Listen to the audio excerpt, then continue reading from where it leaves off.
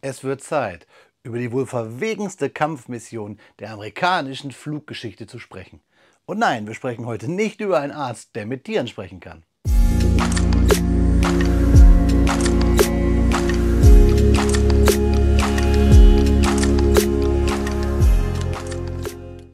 Willkommen in der Noppenklötzchenscheune.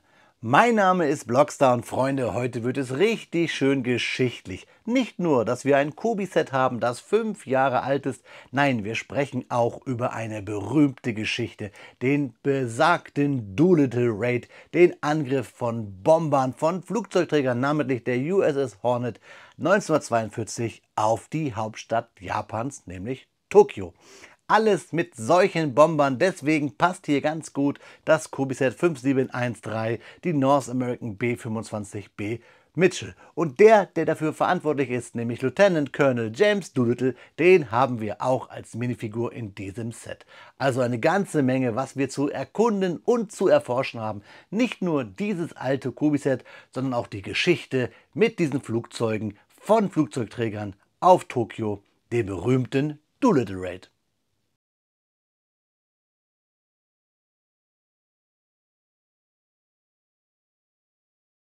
Da haben wir den historischen Schinken in zweierlei Hinsicht auf dem Bautisch liegen. Einmal die Geschichten rund um das Flugzeug und den Doolittle Raid. Und natürlich haben wir hier schon ein etwas älteres Set, ich habe es euch gesagt, aus 2020. Aus der Historical Collection von Kobi World War II gelabelt. Das Set 5713, bestehend aus 725 Steinchen und 2 Minifiguren, die ganz wichtig sind. Wir sehen auf dem Karton sogar 2 B-25 Bomber und all das, was Kobi damals maritim zu bieten hat, nämlich ein amerikanisches Schiff, ein Patrolboot und sogar ein paar Flugzeugträger, also eine ganze Flugzeugträgerkampfgruppe. Schauen wir uns die Rückseite an. Da sehen wir nämlich die beiden Minifiguren, die hier drin sind, nämlich einmal Lieutenant Colonel James H. Doolittle und darunter Lieutenant Richard Cole.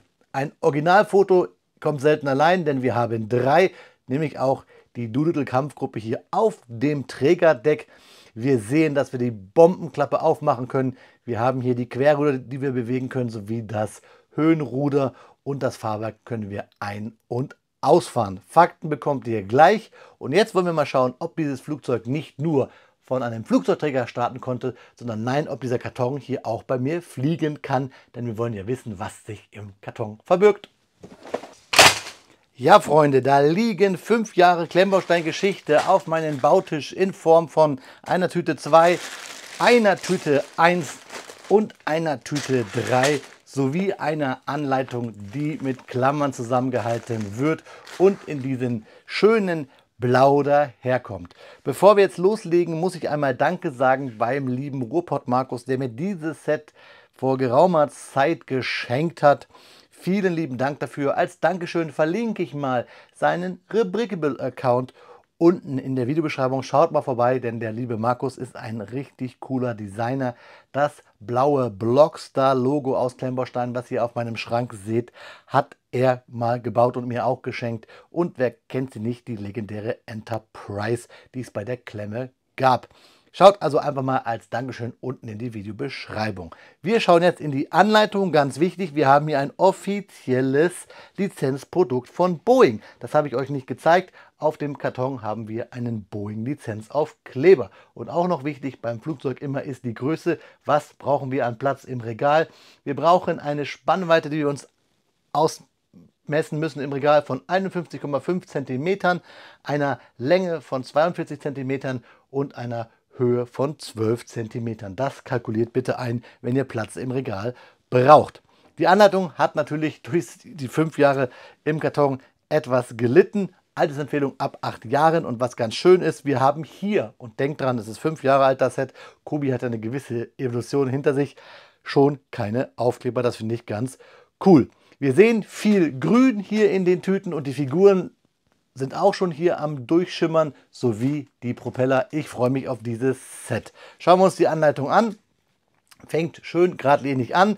Wir klemmen mit der Tüte 1, damit fangen wir an und bauen von Baustep zu Baustep. Auch hier Pfeile weisen uns den Weg. Es gibt keine Legende. Aber es wird Anlegehilfen geben und kleine Hinweisfensterchen, wenn wir etwas doppelt bauen.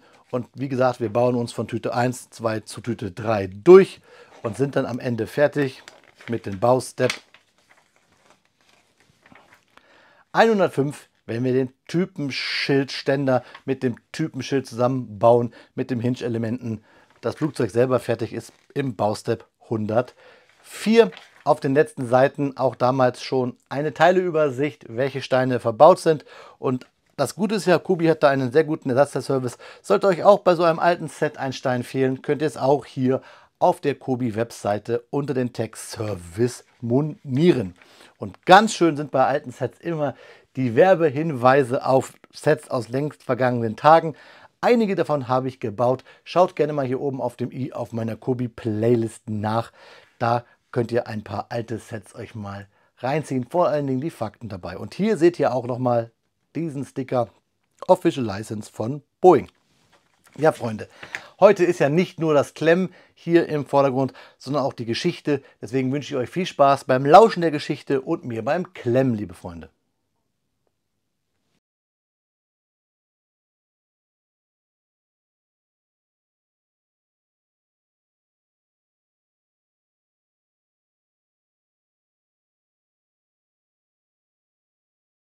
Speedbildzeit ist Faktenzeit.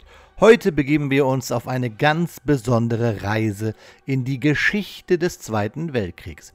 Wir sprechen über eine der waghalsigsten und symbolträchtigsten Operationen der amerikanischen Luftstreitkräfte.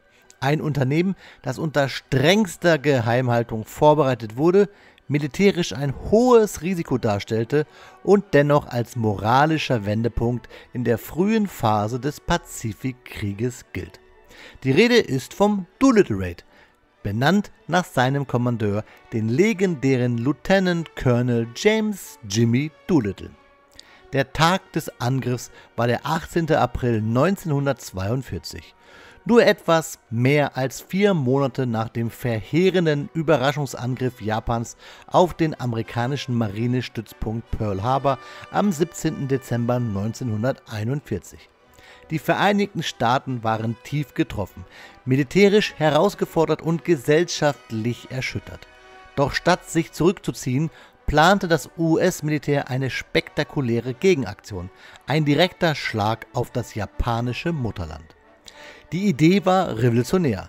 Mittlere Bomber des Typs North American B-25 Mitchell sollten von einem Flugzeugträger starten, etwas, das zuvor noch nie versucht worden war. Diese zweimotorigen Maschinen hatten eine Spannweite von über 20 Metern und waren weder für den Start noch für die Landung auf einen Träger konstruiert. Dennoch entschied man sich, das Risiko einzugehen, um den Japanern zu zeigen, dass ihr Inselreich keineswegs uneinnehmbar war. Die Trägergruppe setzte sich zusammen aus den Flugzeugträger USS Hornet CV-8 und einer Eskorte bestehend aus Kreuzern und Zerstörern. Insgesamt wurden 16 B-25-Bomber an Deck verzurrt, deren Startstrecke durch das vordere Deck begrenzt war. Die Piloten trainierten im Vorfeld monatelang unter strengster Geheimhaltung in Florida und South Carolina, um Starts auf einer Strecke von nur etwa 140 Metern zu meistern. Ein Bruchteil der sonst üblichen Startlänge auf Flugplätzen. Am Morgen des 18. April wird die Trägergruppe jedoch von einem japanischen Wachboot entdeckt, über etwa 800 Seemeilen, also mehr als 1500 Kilometer entfernt von der japanischen Hauptinsel Honshu. Obwohl das Boot versenkt wird, befürchtet man, dass es bereits eine Warnmeldung abgesetzt hat. Doolittle entscheidet sich zur sofortigen Durchführung der Mission. 10 Stunden früher als eigentlich geplant. Die Entfernung zum Ziel ist nun noch größer, was bedeutet, die Rückkehr zur Trägergruppe ist ausgeschlossen. Stattdessen sollen die Crews nach dem Angriff Kurs auf China nehmen und dort notlanden. Der Angriff selbst verläuft schneller als erwartet. Das Starten von den Trägern war überraschenderweise kein Problem, wurde ja stark trainiert. Die amerikanischen Flugzeuge erreichen im Tiefflug ihre Ziele und werfen ihre Bomben aus niedriger Höhe ab. Die Schäden sind zwar begrenzt, aber das war auch nie das Hauptziel. Die eigentliche Wirkung des Angriffs war psychologisch. Zum ersten Mal erleben japanische Zivilisten Bomben auf dem eigenen Boden, was das Vertrauen in die angebliche Unverwundbarkeit des Kaiserreichs erschütterte. In den USA dagegen sorgte der Angriff für einen dringenden, benötigten moralischen Aufschwung. Nach dem Abwurf der Bomben versuchen die meisten Maschinen in China zu landen. Doch durch die frühe Startzeit und den höheren Treibstoffverbrauch aufgrund der Entfernung gelingt das nur wenigen. Viele Crews müssen ihre Maschinen über den japanischen Hinterland verlassen, einige landen in der Dunkelheit, andere stürzen ab. Von den 80 Männern überleben letztlich 70. 8 werden von japanischen Truppen gefangen genommen, darunter auch mehrere, die durch Verrat aufgespürt werden. 3 dieser Gefangenen werden hingerichtet, ein weiterer stirbt in japanischer Gefangenschaft. Nur eine einzige Maschine landet sicher, und zwar in der damaligen Sowjetunion, wo die Besatzung interniert wird, da die UdSSR zu diesem Zeitpunkt offiziell neutral gegenüber Japan war. Doolittle selbst glaubte zunächst, die Mission sei ein Fehlschlag gewesen. Doch Präsident Franklin D. Roosevelt und die amerikanische Öffentlichkeit sahen das ganz anders. Der Angriff hatte die Moral gestärkt und gezeigt, dass Japan nicht unangreifbar war. Doolittle wurde unmittelbar nach dem Einsatz zum Brigadegeneral befördert, eine außergewöhnliche Ehrung, und mit der höchsten militärischen Auszeichnung der Vereinigten Staaten geehrt, der Medal of Honor.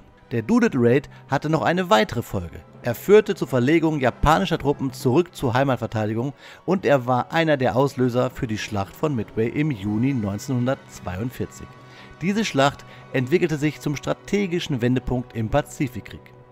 Zusammengefasst lässt sich sagen, der Doolittle Raid war keine Operation mit hohem militärischen Schaden, doch sein symbolischer und psychologischer Effekt war immens. Er war ein Beweis für den amerikanischen Einfallsreichtum, den Mut der Crews und die Bereitschaft, auch unter großem Risiko ein Zeichen zu setzen.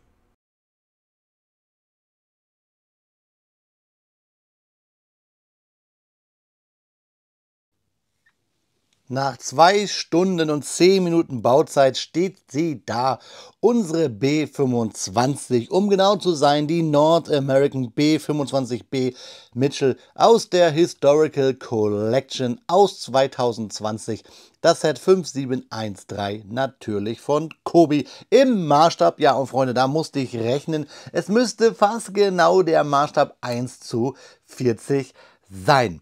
In dieser Zeit hat Kobi es mit den Maßstäben nicht ganz so genau genommen. Wenn ich daran denke, zum Beispiel an, ich möchte mal sagen, das Schwesterflugzeug, auch wenn es 3 Jahre eher rauskam, nämlich die 5533, dann ist das nämlich hier unsere Nakajima KI-49 Helen. Hier noch mit sehr vielen Aufklebern. Die hat auch einen ganz wilden Maßstab. Im Vergleich hier zum, ich bleibe dabei, Schwesterflugzeug in der Größe, unsere B-25 von Kobi.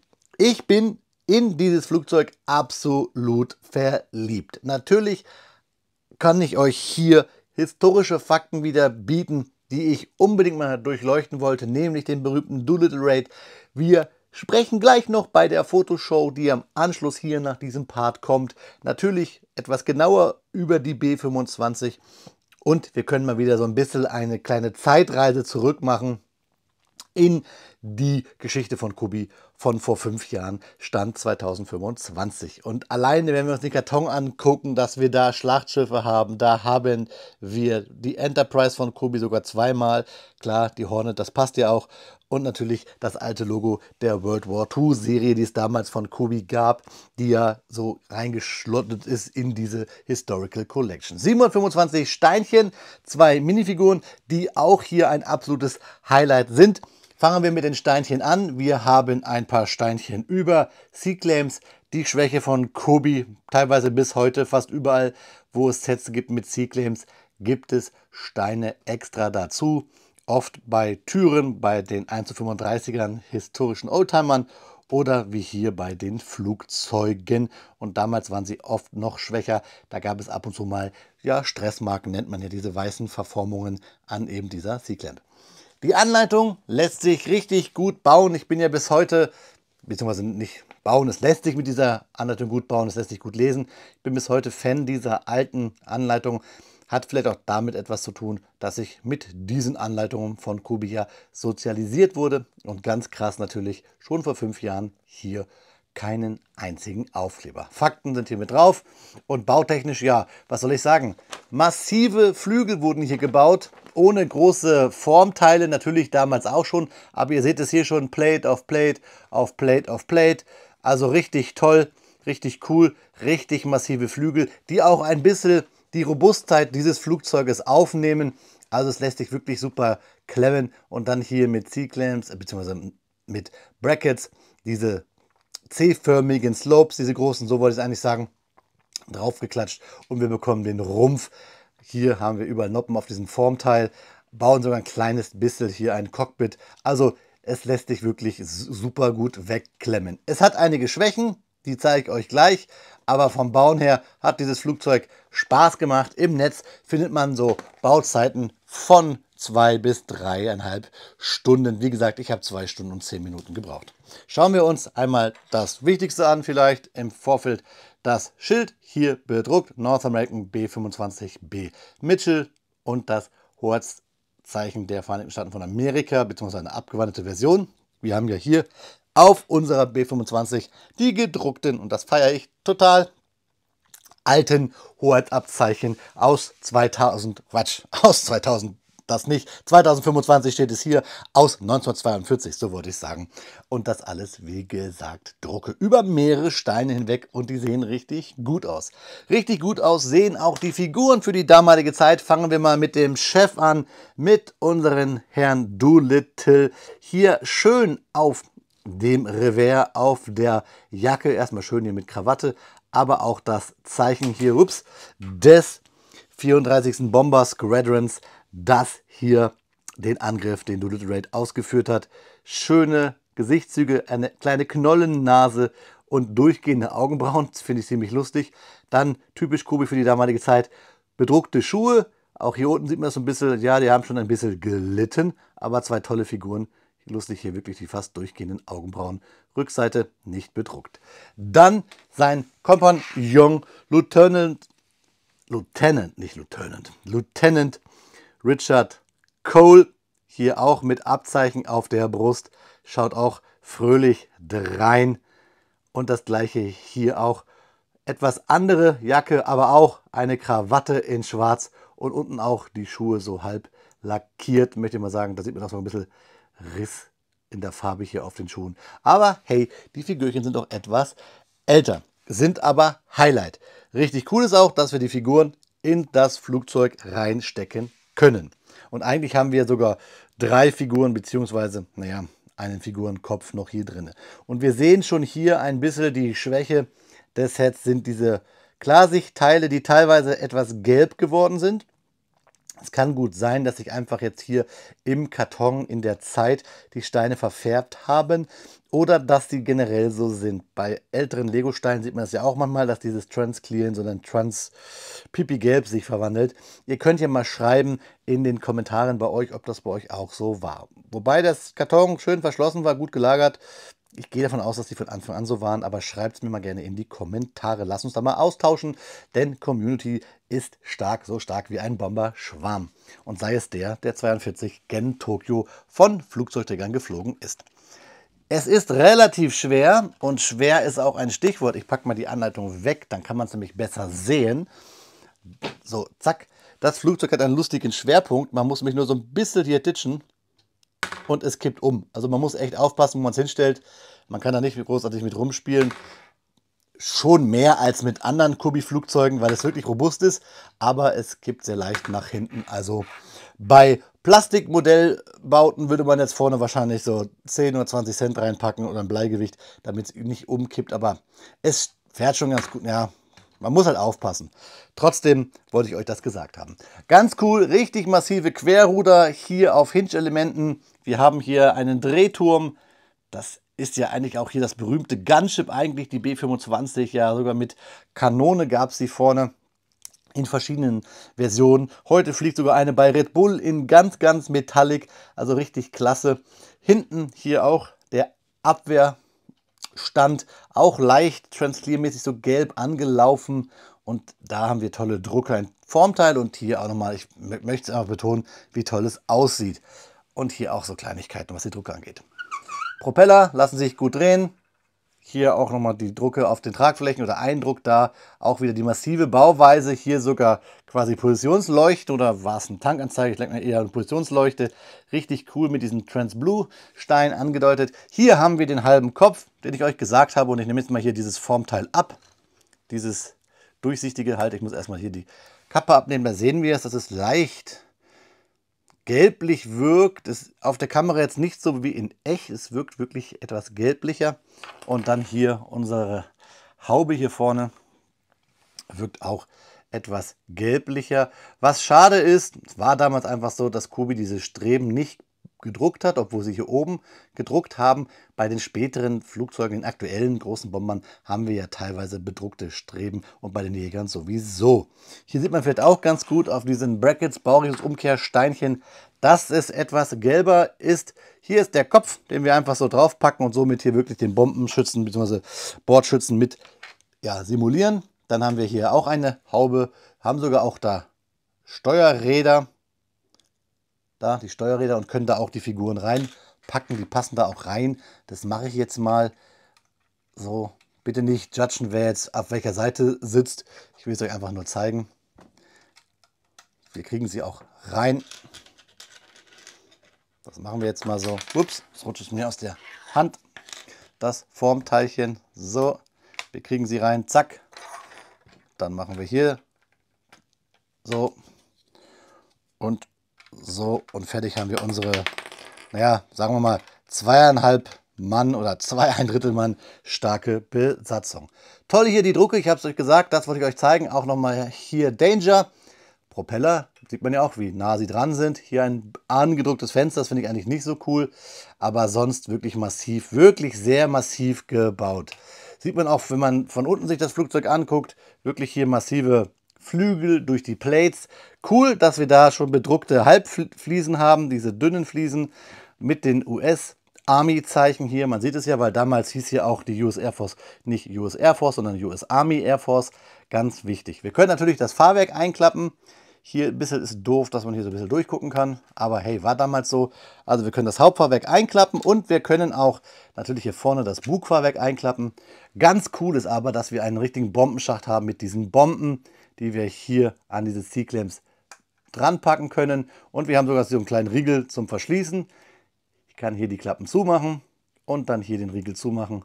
Und fertig verschlossen ist der Bombenschacht. Das finde ich ziemlich cool. Von hinten dann nochmal kurz hier die Höhenruder, einfach cool, und die massiven Querruder. Also wirklich ein massives Teil, relativ schwer, aber das könnt ihr wirklich mal in euer Regal stellen und wenn ihr vielleicht Platz braucht, ruhig an die Seite quetschen, Flugzeuge oben drüber, links, rechts stellen, das passt, dieses Teil kann echt was ab, wirklich massiv hier. Ein Totschläger, ein Totschläger. Sieht auch in der Flugposition ganz cool aus. Man müsste echt sich überlegen, ob man nicht hier vielleicht einen eigenen Stand gönnt mit den neuen Kubi. Ich nenne sie ja Schwerlast-Stands, ist das überhaupt kein Problem. Hier haben wir auch nochmal Fensterchen eingebaut und da seht ihr nochmal diesen tollen, über mehrere dieser Slopes gebrachten Druck. Hammer. Genau das gleiche hier auf den Fliesen mit den Hinge-Elementen. Und da seht ihr auch nochmal hier, wie massiv hier die Tragflächen von Kobi gebaut sind. Ein bisschen Gaps so, ja, Freunde, und von hinten nochmal die Abwehrbewaffnung. Ich sag's euch, wie es ist. Dieses Set ist geil, zeigt, was Kobi 2020 gemacht hat oder schon konnte. Klar haben wir hier Formteile, aber das macht Kobi ja teilweise heute noch. Was ich nur eigentlich sagen will, es schreit doch nach einem Rework Kobi. Kobi, du hast die U88 gemacht, du hast die Do 17 gemacht. Mach doch eine neue B25. Und auch die Figuren, die ja cool sind, könnt ihr ja bestimmt noch einen Tucken besser. Und jetzt will ich mal schauen, ob ich, ja, wahrscheinlich wird es eng. Beide Flugzeuge kriege ich nicht drauf. Hier nochmal unsere hellen, die ich euch auch gerne nochmal zeige, denn der Karton da hinten ist noch voll. Wenn ihr das wollt, gebt mir mal ein paar Likes, schreibt es mir mal in die Kommentare. Dann gibt es auch ein ausführliches Review noch hier zur hellen, die ja sogar noch einen Tucken älter ist. Jetzt bekommt ihr aber Detailbilder zu unserer B25 und nochmal ein paar Fakten dazu und dann schauen wir uns zum Abschluss in die Augen, liebe Freunde. Wie versprochen Detailbilder, damit ihr euch selber Eindrücke vom Set verschaffen könnt. Bild für Bild. Ebenfalls versprochen noch ein paar Fakten zur North American B25 Mitchell. Ein zweimotoriger mittlerer Bomber, benannt nach dem US-Luftfahrtpionier Billy Mitchell. Erstflug im August 1940, in Dienststellung im Jahr 1941. Insgesamt entstanden rund 9.800 Maschinen. Typisch sind der hohe, stabile Mittelflügel, das Doppelleitwerk und das robuste Bugradfahrwerk, das Starts auf kurzen, provisorischen Pisten erleichterte. Die Geschichte mit dem Doolittle Raid habt ihr ja eben schon gehört. Deshalb schauen wir jetzt auf Technik und Einsatzbreite. Angetrieben wurde die Mitchell von zwei Wright Air 2600 Sternmotoren mit jeweils rund 1700 Pferdestärken. Damit erreichte sie typischerweise etwa 440 Kilometer pro Stunde, schaffte eine Reichweite um die 2100 Kilometer und eine Dienstgipfelhöhe von ungefähr 7600 Metern. Die interne Bombenlast lag bei etwa 1360 Kilogramm. Spätere Ausrüstungen ermöglichten zusätzliche Außenlasten. Ihre Bewaffnung war für die Klasse außergewöhnlich stark. Mehrere schwere Maschinengewehre im Kaliber 50 verteilt auf Bug, Rumpfrücken und Heck. Besonders gefürchtet waren die sogenannten Strafer-Umbauten für Tiefflugangriffe gegen Schiffe, Nachschubkolonnen und Flugplätze mit bis zu 8 Kaliber 50 Läufen in der Nase für massiertes Vorwärtsfeuer. Einige Varianten wie die B-25G und B-25H erhielten sogar eine Kanone mit 75 mm im Bug. Im Einsatz zeigte sich die Mitchell als echter Weltreisender. Im Pazifik nutzte man Skip-Bombing gegen Schiffe, in Nordafrika und Italien flog sie Bodenangriffe und präzise taktische Bombardements. Über Birma und China unterstützte sie Truppenbewegungen und schlug Nachschublinien. Geflogen wurde sie nicht nur von der US Army Air Forces, sondern auch von der Royal Air Force, dort als Mitchell der Serien 2 und 3, außerdem von der Sowjetunion über Leihpacht von der Royal Australian Air Force, den Niederlanden, China, Brasilien und weiteren Nationen. Ihr Ruf, gutmütig, enorm zäh und selbst mit einem ausgefallenen Motor noch heimkehrfähig. Nach dem Krieg blieb sie als Schul-, Foto- und Transportflugzeug viele Jahre im Dienst und als vielseitiger Klassiker in der Luftfahrtgeschichte.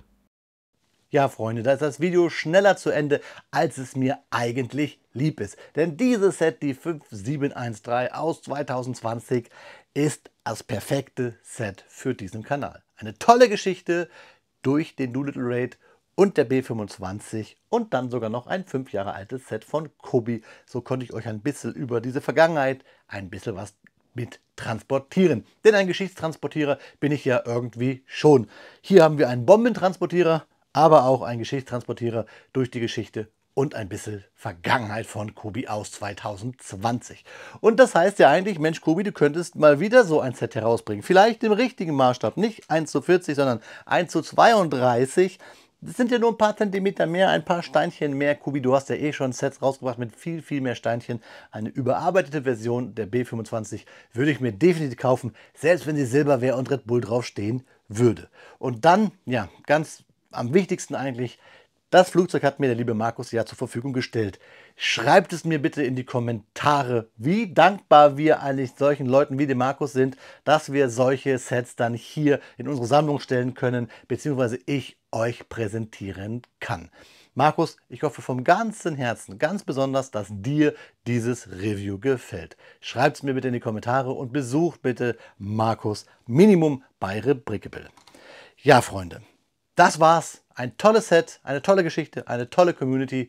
Ich wünsche euch einen guten Flug. Lasst es mich gerne in den Kommentaren wissen, wie ihr solche historischen Sets findet im doppelten Kontext. Lasst wie hier die Bomben auf Tokio es gerne in den Kommentaren hageln.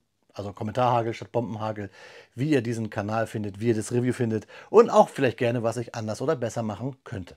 In diesem Sinne, jetzt aber wirklich einen guten Flug, auf Wiederbauen, euer Freund, der Blockstar.